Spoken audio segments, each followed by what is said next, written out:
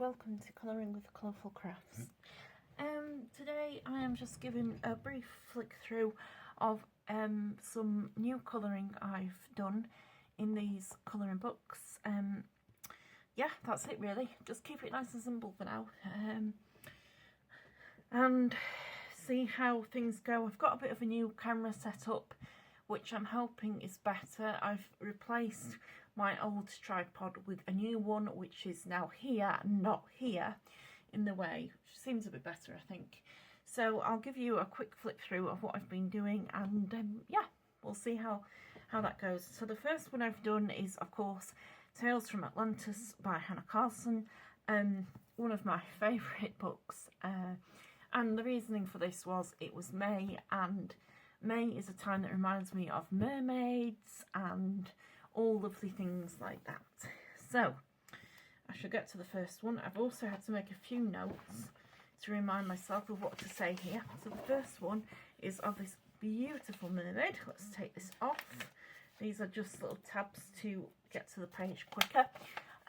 Yep, that's the mermaid. Don't know if you can see that in focus. For this one I used Polychromos pencils, and I decided to try out the technique, which I've never done before, of the Paul Rubens watercolour pigments I was using before in the previous videos. These ones. So I just thought I like the way that they've taken to the last paper, and they really took to this quite well. I wasn't sure if they would, but I thought I'll do it and I'll see. And they've done really, they haven't done a bad job. What I didn't do is I didn't tend to drench the paper with water. What I mean is I only use a very small amount of water to activate the paints and then put them on. I didn't do it too much, like I didn't put too much water on the page. Just as you can see, but for the areas that I did, I don't know if you can see here, there's a bit of like where it kind of creates little bubbles on the page, which you can't unfortunately scratch away, but that was only when I applied too much water. So like around here, around the necklace, there's a bit, but as a general whole it worked really well. And apart from that, yeah, that was it. Just pencils and the Paul Rubens watercolours. Oh, and then a white pen for the tips of the coral. I don't know if you can see up here, just put the little dots in, and some for the waves, and then that was it really. Not much to it. Quite simple, quite straightforward, but I think it worked out quite well. I mean, let me know in the comments what you think. On to the next one. Here we have this one of the I think this is meant to be of a seashell, and the water lilies and the fish. For this one I used an old stencil I had to highlight like the edges around, which weren't on before. I put them there, and then I used, let me just see here, the pearlized shiny paints with watercolour. So like when I say that, it's some that I've got here. Let me just show you. Sorry, I'm having to go through all my drawers. You see, if I was an organised person I would have them straight there, but there they are. So I use those, which I believe I got off Amazon. Oh, you've seen them before, but as you can see they've got a bit of a shininess to them. So I used some of those, and also the Paul Rubens watercolours, some Polychromos pencils, and a touch of red biro along the edges of the flowers. If you can just see that, I just put a touch of red biro along the edges, and that was it really. I don't think I did much more, but it worked out. It worked out really well, and as you can tell, it's yeah, it's created a lovely effect on this shell. And all that was just the watercolours really, and a tiny, maybe I've used a tiny bit of what is this pen called? The Signo Uniball metallic pen, just to kind of highlight some areas of it. But overall, yeah, and it's worked out really well. I'm really impressed with the results that the watercolour does. And of course, there isn't much bleed through. I think we've just got one area there. Oh no, sorry, two little areas which have bled through a little bit, but that was, I think that was more to do with the pen than the actual watercolours themselves. So yeah, that's what I did. That's what I've been up to on that page, on that in that copy book. Next, we've got Hot Tropics by Carla Magana, and this is Tiki Pin-Up Colouring Book.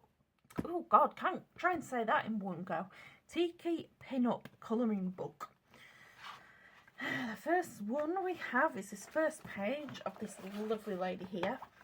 And at the side, I've just kind of gone with a bit of a guide with my...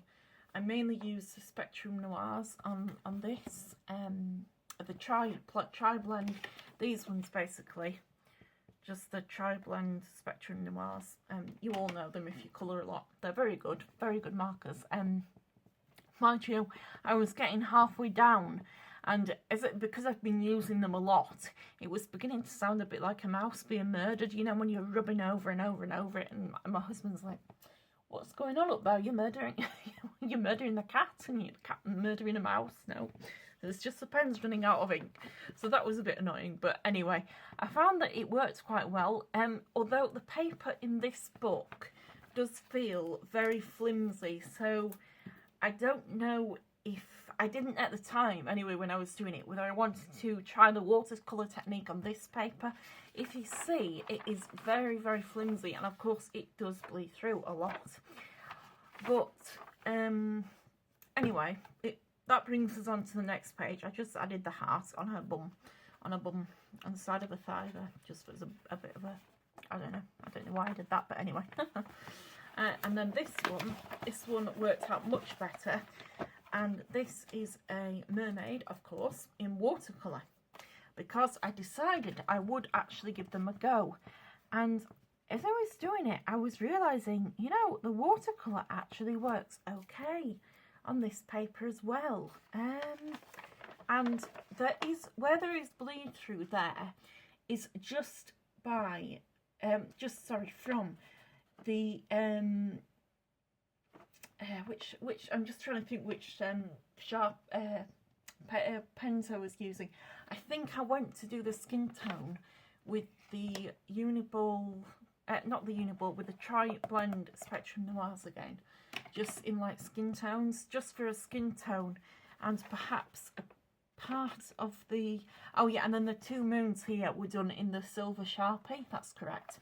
And then the rest of it was all in watercolour, which was really interesting because it's worked out again, and without much, well, any transfer, any bleed through at all.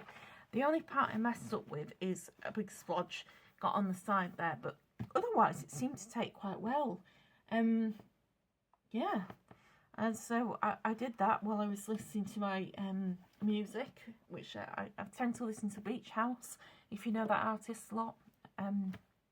That music when I'm doing these, kind of, when I'm doing her books, because it just seems to kind of suit the atmosphere and the mood that I'm in when I'm doing it, and you can just chill out. Yeah, I don't believe I used much else in this. Maybe I used, oh no, I'll tell a lie. Yes, I did use the Uniball the Uniball Signo pen for the edges of the moons, and a bit for her arm braids, what she has in her arms. But otherwise it was mainly, yeah, the Paul Rubens watercolour paints, and it works brilliantly. I absolutely love it. And it's shiny as well. I don't know if I can capture that on camera. It doesn't tend to show up so well there, but it's, hang on, I might be able to turn, if I turn the light on, you might be able to see it a bit more on camera. It's got a lovely shiny, where I've used the other paints, the, oh, you can't really see it very well, but it is there. Oh, and I use some gold, some gold Uniball Signo paint, not sorry, pen along the tail and parts of the fins there. But other than that, that was it. Yeah. that worked out really well. And that's it, guys. I hope you enjoyed that. It's just a quick flip of what I've been up to, what I've been colouring, and I shall be back with more. Thanks, have a great day.